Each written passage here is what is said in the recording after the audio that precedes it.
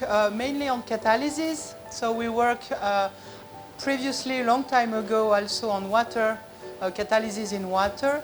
And recently, we work on novel methodologies and catalysis to form a bioactive molecule. And I will show you at the end molecules for fragrance, which are from pharma, some light molecule. But if you change nitrogen to oxygen, you can make fragrance. So we got, if I could resume the research in my group, that would be probably this slide, because we have been interested for a long time to activation of alkyne.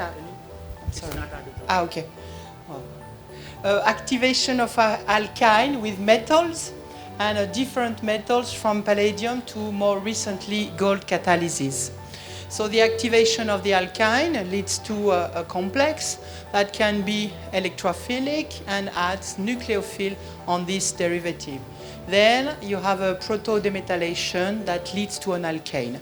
This looks very simple, but indeed, if you change the different nucleophiles, you can have very complicated, more complex derivatives. In my group, we've been working at the beginning with palladium, like many people, and then we switch to platinum, and more recently to gold catalysis. Several other groups, especially, will have the conference from Nitin Patil in redox gold catalysis very soon on this project. In my group, we mainly work on gold 1 complexes. So, why working with gold? Actually, we can imagine that gold is very expensive, and I want to show you that it's not true. The most expensive metal is rhodium, as you can see here by the price of the different metals as chloride, which is the starting point of all the catalysts. Then the interest is that gold is non-toxic. There's one medicine, Organo, that is used against arthritis, for example. And moreover, the quantity that is mined is quite high, and you can recycle.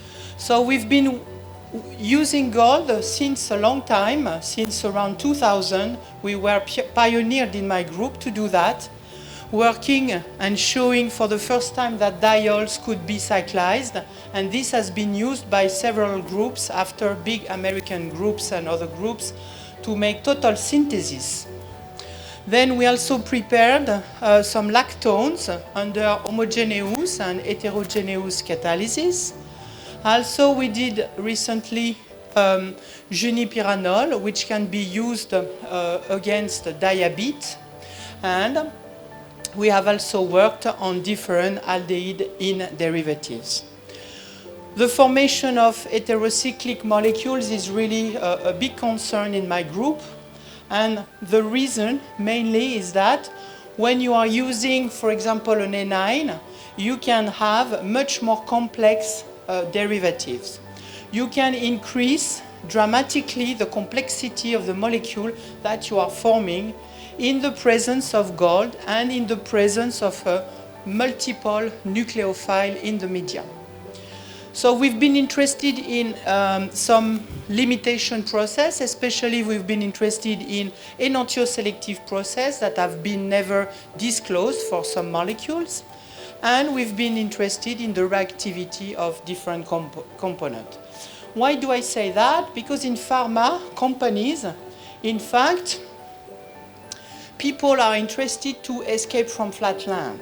It has been shown by some people from Wyatt that most of the occupied space is here, from linear to completely planar, because we can say the Suzuki-Miura coupling has been widely used in pharma companies, and now the companies are looking for some molecules that would look like more like a football ball, okay?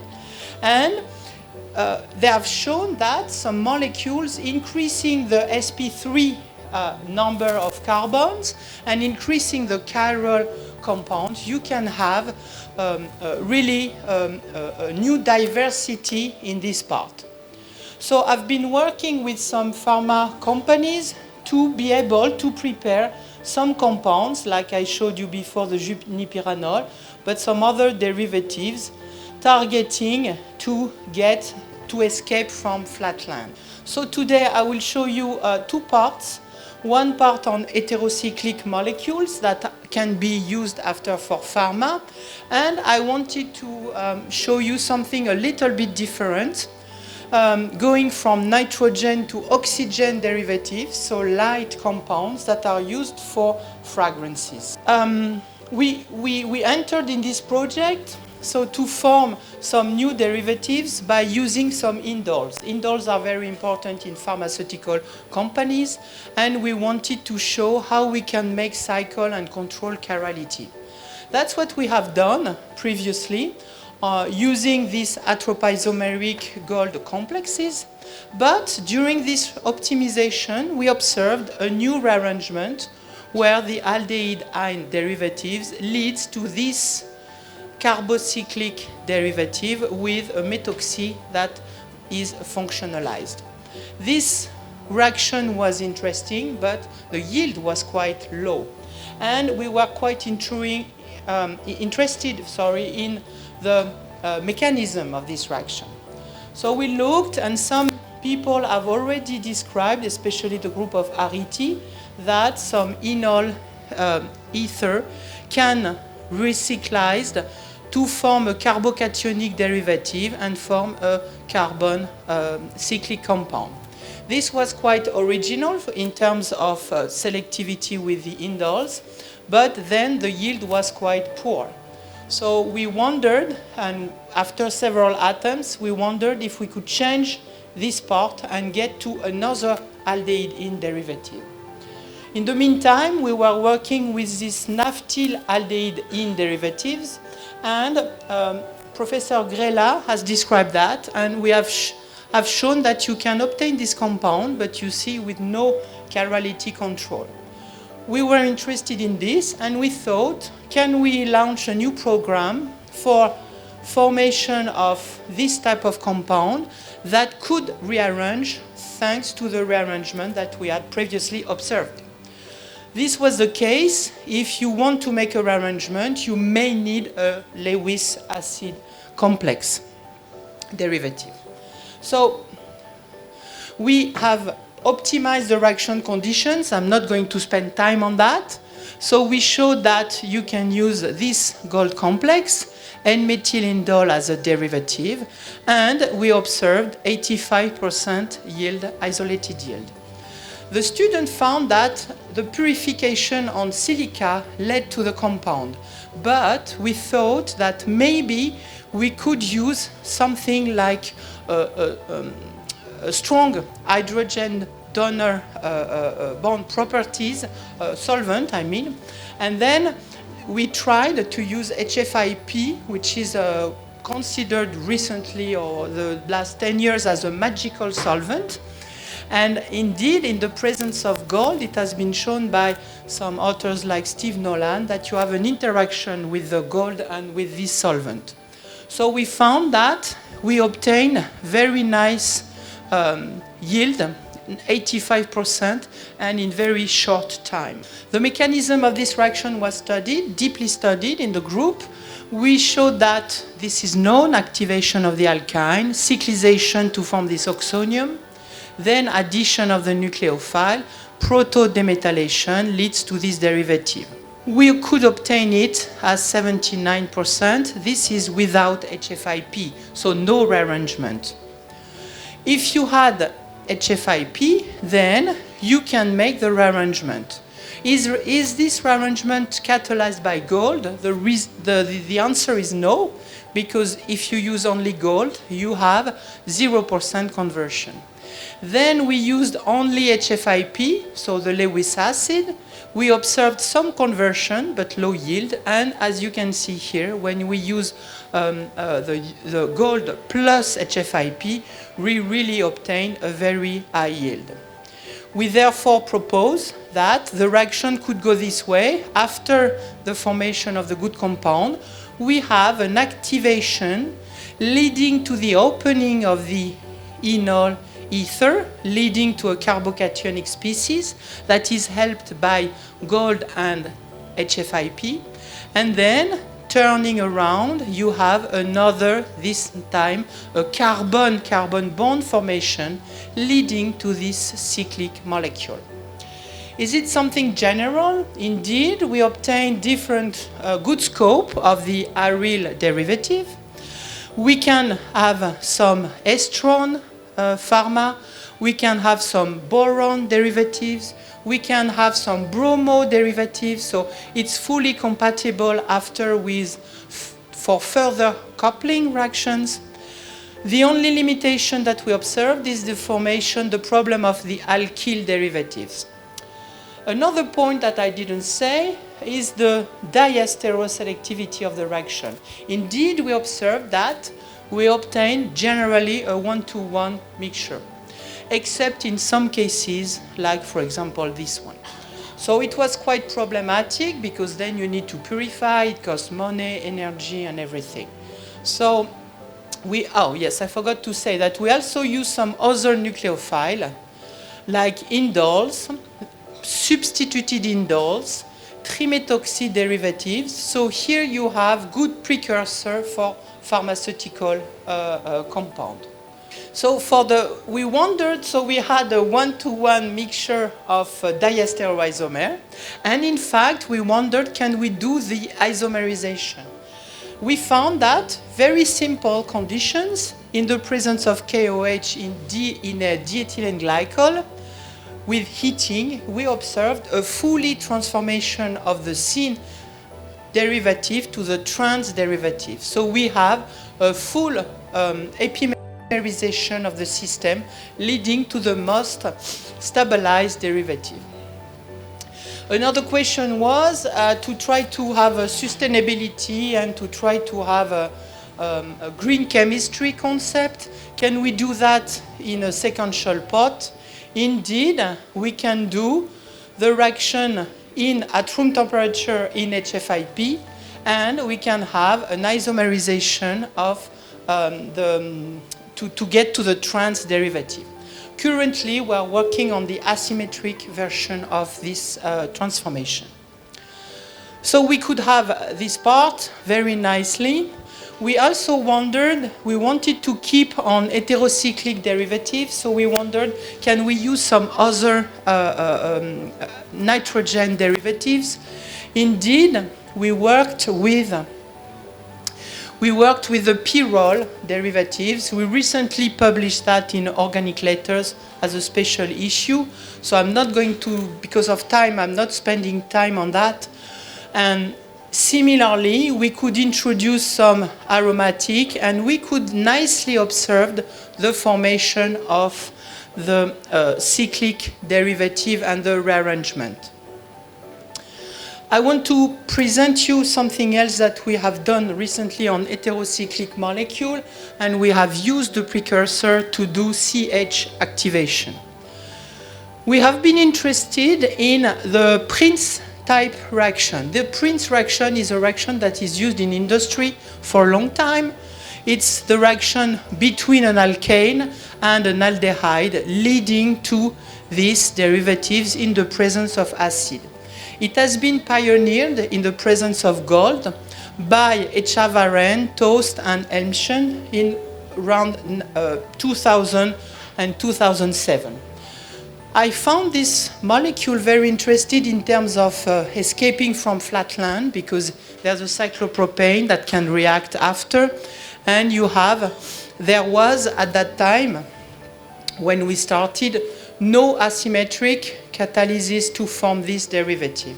So we entered in this process.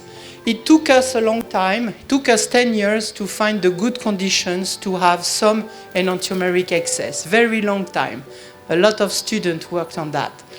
Actually, all the classical ligands were just bad. I just put 2, but we test so many ligands that there's no much space to put all the ligands we tested.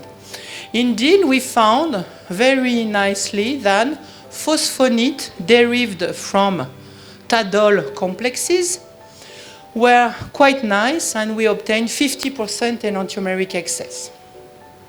This is the scope, so this is not an extraordinary reaction in terms of enantiomeric excess, like asymmetric hydrogenation, 99%. The maximum we got was 82%. But what I want to show, the reaction is compatible with several aldehydes, as you can see here. You can have an ortho-bromo derivative. I will come back to this one after.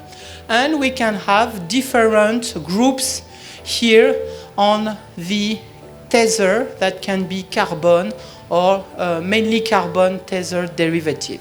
We could have, so the enantiomeric excess is not extraordinary, but we have shown that we can have enhancement of the enantiomeric excess thanks to the recrystallization, like Pasteur, you find, and you obtain the crystals that are enantiomerically pure, but this time, which is quite rare, the crystal is racemic.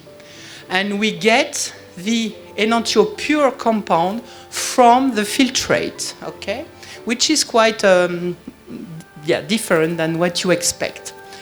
Then, so we showed that on different compounds. We could have circular dichroismus to show the enantiomeric control of the ligand through the compound.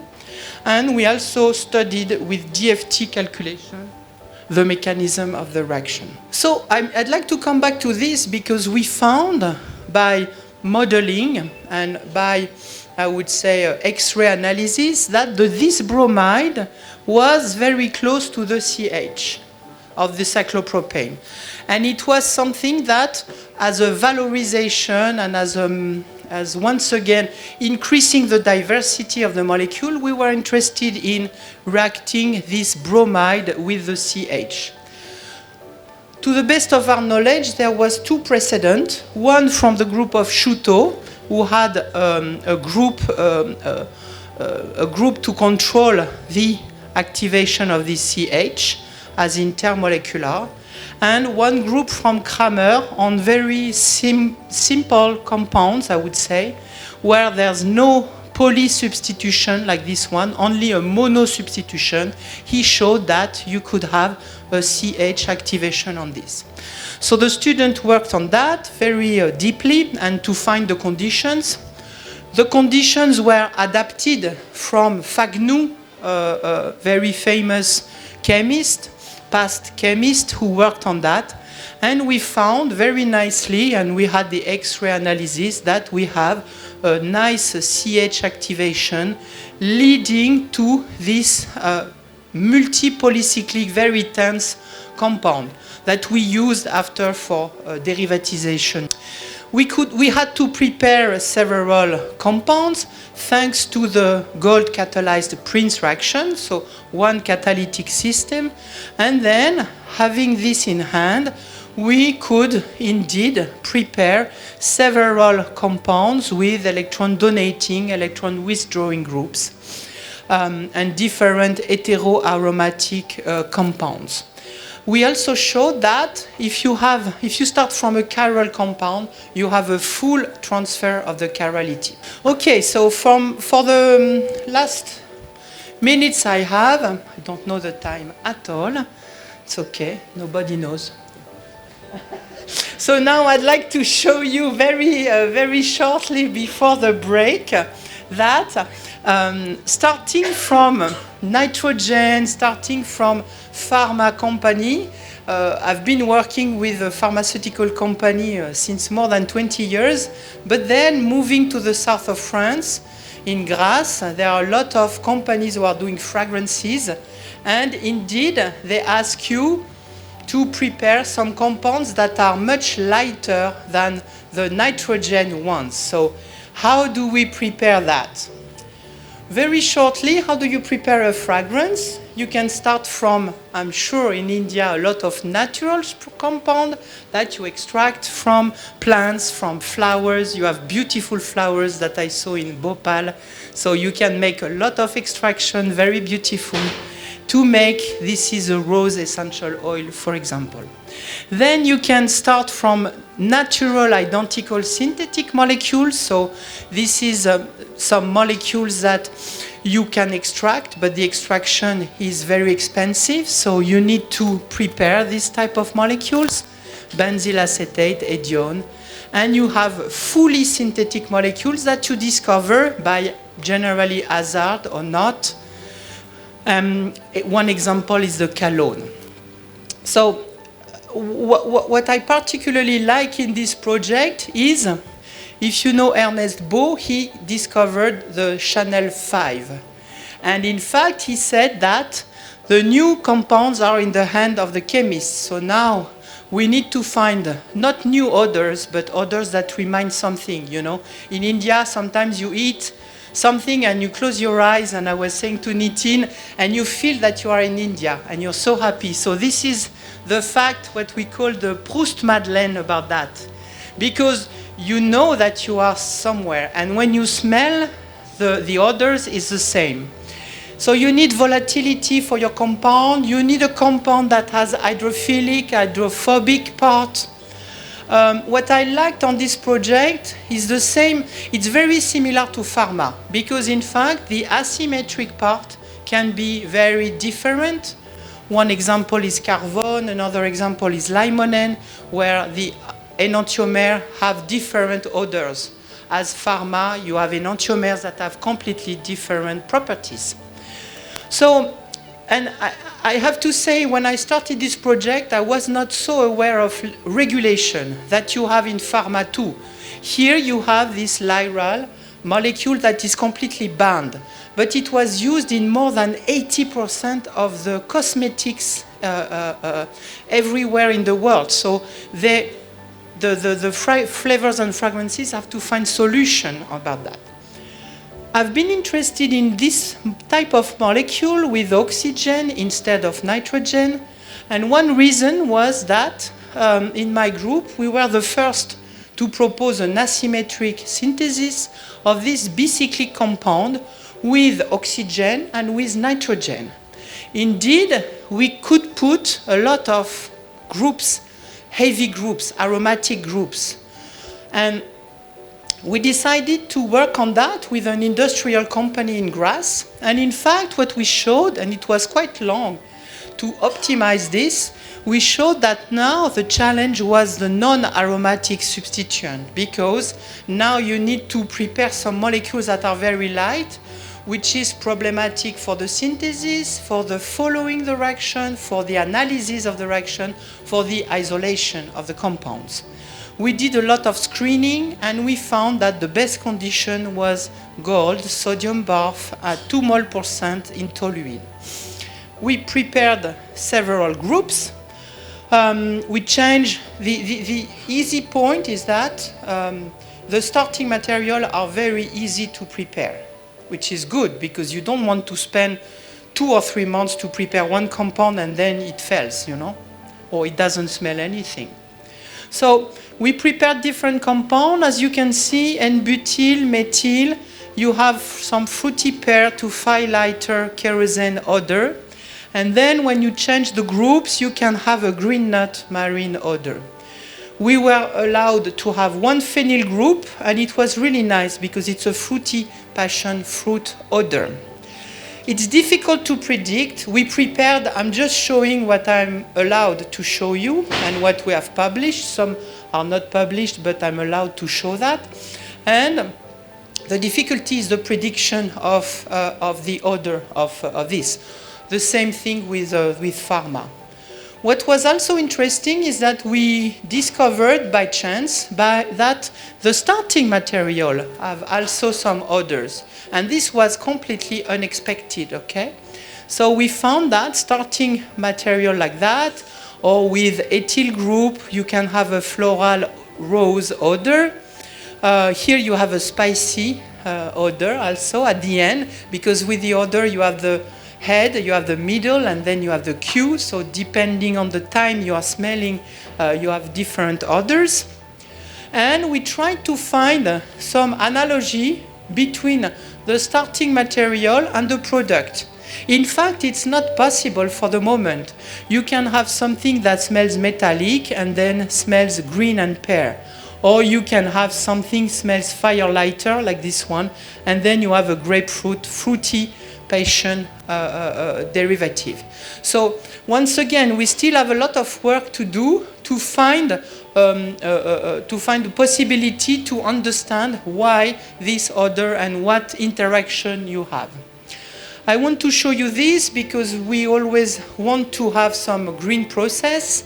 We did this reaction on 29 grams with only 400 ppm, so that was done in the lab. With only 400 ppm of gold, and we had 96% enantiomeric excess. This molecule is highly competitive with the molecule developed by Symrise or by Firmenich. We also did some post-functionalization on that, and we obtained some molecules with some odors that are known, or some molecules that are completely odorless. Currently, we are working on different other skeleton, but we also work on asymmetric catalysis and cyclization. So I brought some, so I want to conclude, and I want to make you smell some of the molecule I prepared. We prepared, actually, it's not I. My student prepared. So I hope I convince you that catalysis is fun in general. So we can do some, thank you, sorry. Maybe if you can.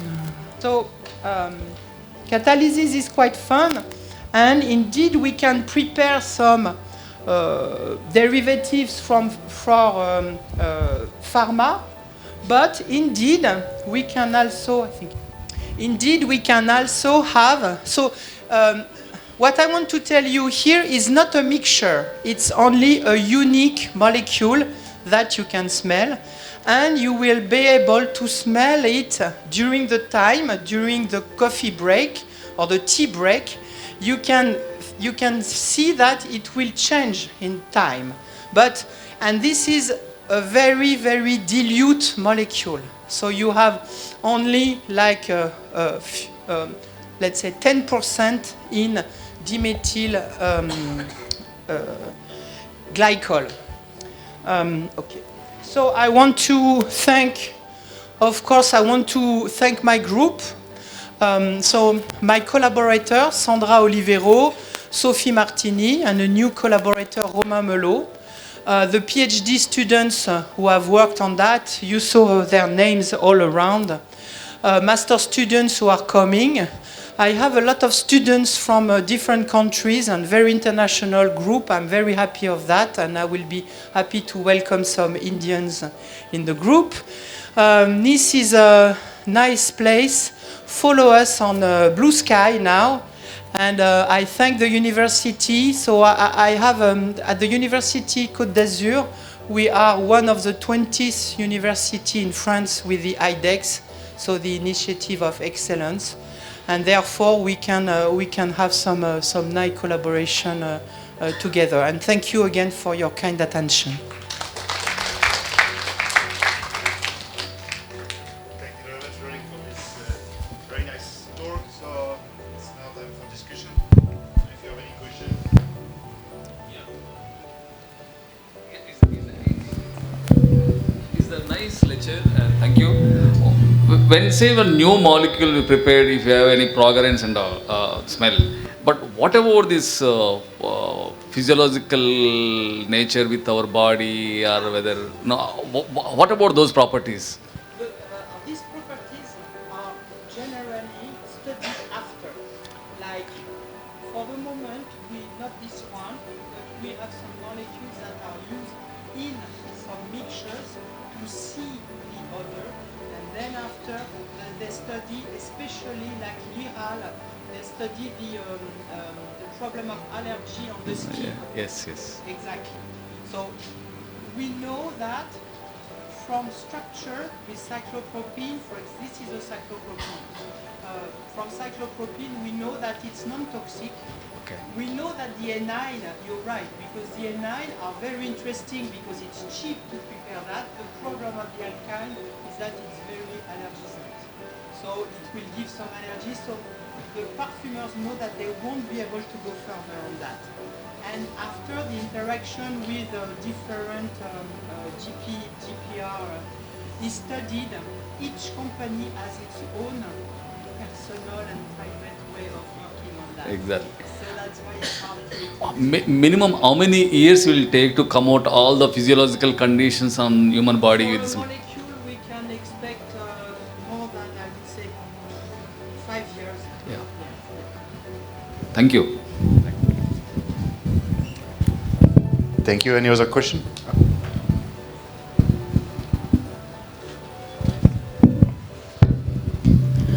So that's a nice talk. And actually you are talking about that rearrangement reaction from the cyclic ethers to the 6-membered ring formation on the naphthalene, right? On the naphthalene peri position you are talking, like, I mean,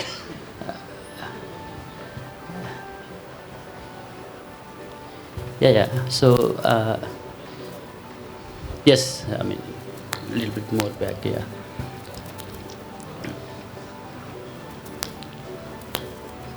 Yes, here. So I have, like, you know, is it like one side you already done 6-membered ring? Is it possible to do on the other side also? Like, can you extend it like die? That example. Yeah, on the other side also, like other side also you have peri positions, right? So is it possible for you to do like both sides, the 6-membered ring? Otherwise, can you extend that? Yeah, other side also. Yeah, and also, like, you know, you have naphthalene.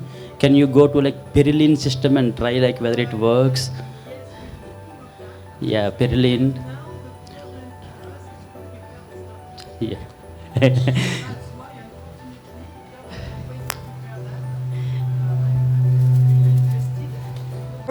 I have 2 questions. The first report is very great. And I was wondering, you show that you need a phosphine and pivallic acid in your system. Do you think you have like heteroleptic? Where you are having column purified one enantiomeric axis. HPLC report. Which is having column purified one enantiomeric axis and crystallized one is racemic. Ma'am, while doing crystallization, you can do co-crystallization for get a one enantiomer in an axis, no? By doing co-crystallization technique.